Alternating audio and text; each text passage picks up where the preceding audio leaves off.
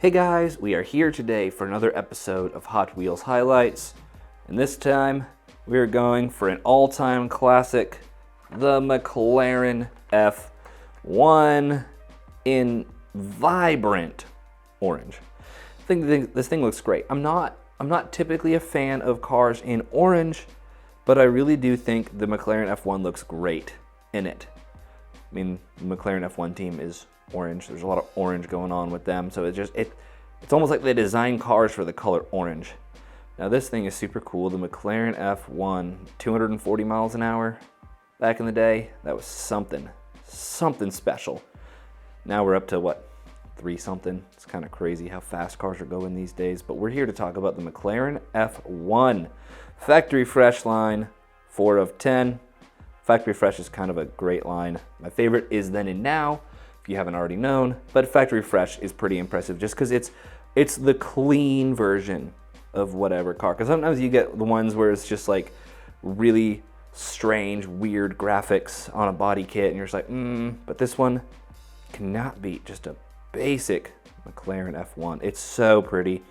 My favorite part about it, you guys guessed it, it has the headlights.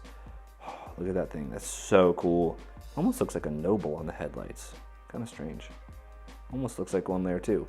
But it's a McLaren F1, and we're gonna treat it as a McLaren F1. Part of Ryu, don't know how to say that. I'm not familiar with this person. But good tasting cars though, that's for darn sure. McLaren F1 is beautiful, the color is great. This casting is awesome. I think the only thing that I would change is the wheels. They just seem small. They just seem a little small for it, and they almost look like Steelies. Like someone who bought their F1 decided not to opt for the full alloys, and they were just like, give me the cheap Steelies. Like, dude, you're buying $1 million hypercar and you opt for the Steelies?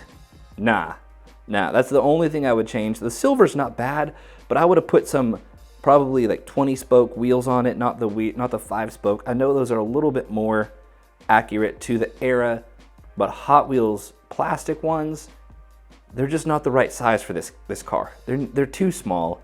I mean, it's still great. That orange is awesome. The rendering on the card itself is great too.